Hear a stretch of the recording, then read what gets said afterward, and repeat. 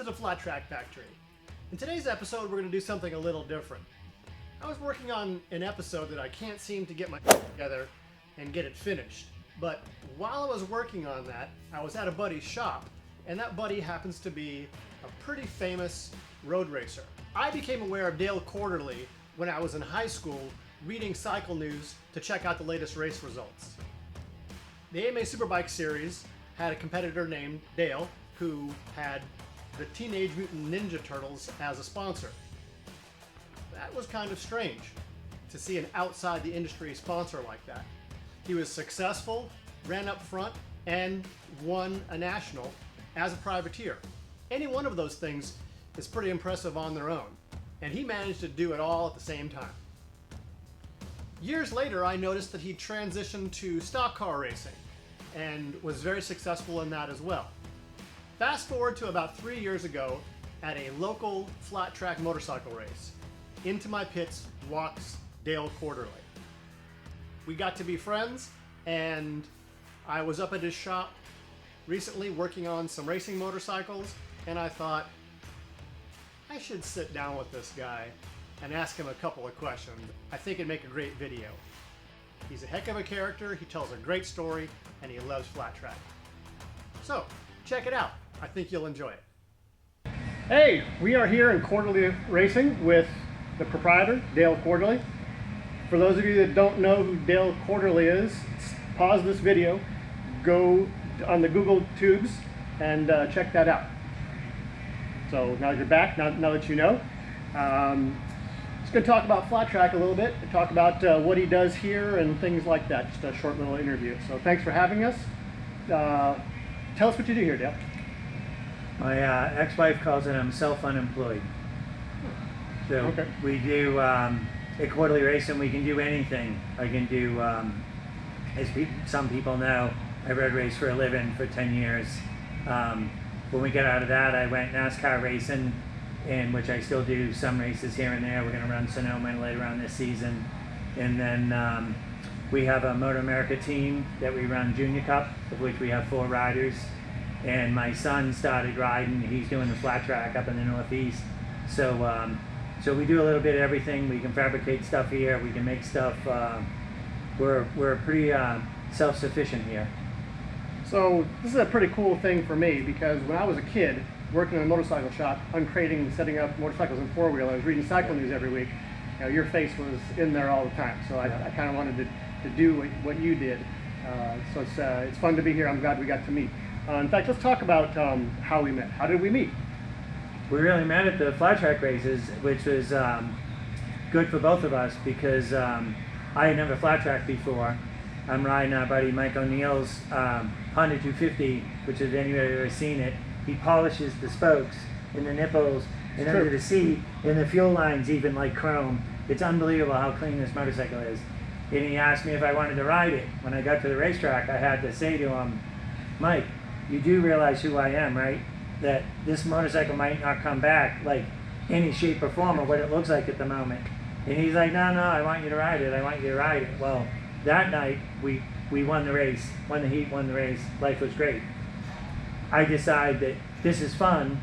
I want to do it some more. So I go build a KX 450, get back to the racetrack, because it's unrideable. I can't ride it. So I track down, because I'm smart enough to do so, track down the best guy at the racetrack, which was yourself, to come and ask some advice. And the key to that sentence is finding the right guy, and I'm going to put that in air quotes on purpose, is everything. That the biggest mistake people make at the racetrack is they go ask the guy next to them. Well, you can't ask an amateur question, because they don't know the answer. They're in the same boat you're in.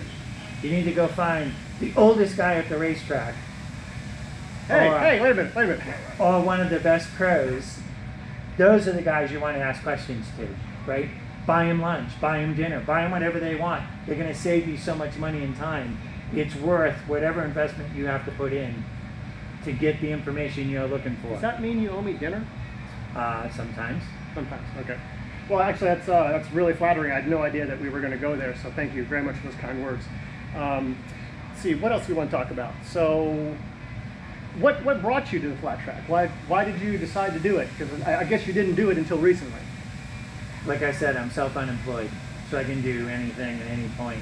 We, when I was younger, I raced go-karts basically for a living, and we did a ton of dirt racing back then. I used to win all the open shows back then, and so now that I'm 58, whatever I am, I decided I wanted to go play, but I wanted to pull the speed back a little.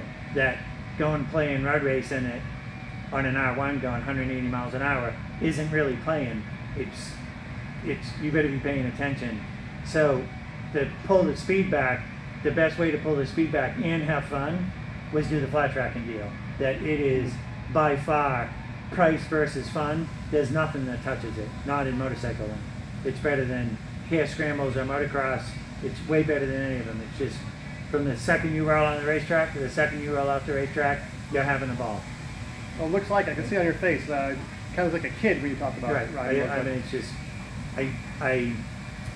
I still race for a living. Sometimes I'm having to work on it so somebody else can win. I still race for a living, and I still get that enjoyment out of knowing that we put it together. We built it. I built it. We built it. That nobody can do it all by themselves. You need help. So that challenge is what I desire. And that's why I still smile when I talk about riding, that it's still a challenge, right? You go on one night and the track's all slicked off and you're out of control, but everybody else is out of control too. You got to figure out how to make it happen, right? You go the next night and there's tons of traction. The same guy that won on the slick night usually doesn't win on the traction night, not as amateurs, because those guys don't know how to adjust. Yep. This guy likes this guy likes that. Well, that's what I like about it. I use it as a learning tool. I want to learn how to adjust. I come and ask you questions, not because I can't figure it out on my own, because I don't want to waste my time figuring it out on my own. I want to win tomorrow, or I want to win tonight, and I need help doing that. I like to say that the most effective tool in the pits or in your toolbox is probably your ears. Well, only if you're willing to open them. Everybody has ears, and everybody talks to everybody. But most people ask questions, and they'll keep asking the question until they get the answer that they want. And then that's what they'll go do. And then when you ask them later, well, why'd you do that? Well, Jim said do it. Well, Bob, Harry, Sally, Cousin Roy, Uncle Fester, all those guys said, no, do this. Why'd you listen to that one guy? Well, because his made sense. And then that's my point. You heard what you wanted to hear. That's the hard part with opening your ears. It's hearing what you don't want to hear. And a stupid little example is that you and I, a little while ago, fixed a motorcycle. And you worked on it some by yourself. I worked on it for a couple hours by myself. And it was one stupid sentence you made, which was, and it was the second time you said it, which was, you know, what is that battery output? And my answer the first time was, it's 12 volts and we only need 9. Well, when you said it the second time, I finally heard output, not what it's rated at. And output was milliamps. Well, we needed amps. And as soon as we changed the battery, it fixed all problems. But I had to hear it twice. Yeah, right? It's a pretty good example. I didn't realize that we actually went through that today. How that thing together is pretty cool. So that brings us to this motorcycle and what you're riding today. Why don't you tell us about what you're riding flat track this year? Yeah, we actually have a couple of bikes. I didn't want to ride the DTX stuff. Just, it's because I have not done it. It was lightly too fast for my ability, that I'm maxed out just trying to stay alive. I don't have time to learn. So I throttled back and I bought a 1980 Yamaha 500 that I ride some. Well, in the midst of buying that, I happened to stumble onto a Wood Rotax that was 5 hours old. It's been sitting in someone's garage for 20 years, and I couldn't write the check fast enough. That I had to have it. I mean, it's a Wood Rotax, right? Even if I wasn't flat tracking, I had to have it. Agreed. So we got that, we got it back, we had to do a couple things because it's been sitting for 20 years, and Next week will be the first week out on it. Last week I rode the Yamaha, and it did exactly what I wanted it to. That from the time we showed up, even my girlfriend, from the time we showed up to the time we went home, we had fun. It was fun slipping and sliding. The heat races were fun. We went and had a cheeseburger at the concession stand with some of our competitors. We all sat in a lounge chair and watched the other guys race. I mean, just everything about it was fun. Right? I mean, it's just, it's just, you can't not have fun. It's just a blast. Yeah, if you're not having fun at a flat track race, there's probably something else going on in your life. It rained. Yeah, it's about the only way to ruin the parade. Yeah, but you can still sit around with the people and talk, and that's always a good time. So, little bit of off topic, and maybe we'll make another video of this. We'll see. But so tell us about this particular Rotax and what brought us together today.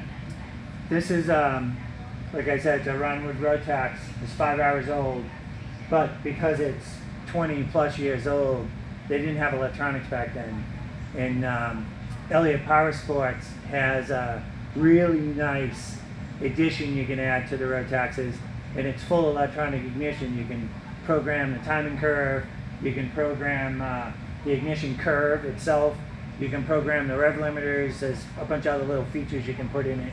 What I was really focused on, because I know the Rotax does not like to be revved up, was I wanted a rev limiter on it before I went and rode it, because I wasn't going to be able to listen to it and say, oh, I'm at $9,000. So when we put it on, though, it started and it would run, but it wouldn't run right, and I couldn't figure out what was going on. And what happened that got me goofed up was we went to download a program into it. Then when we started it, that's when it didn't seem to run right. So I blamed it on us loading the program, and we were chasing that.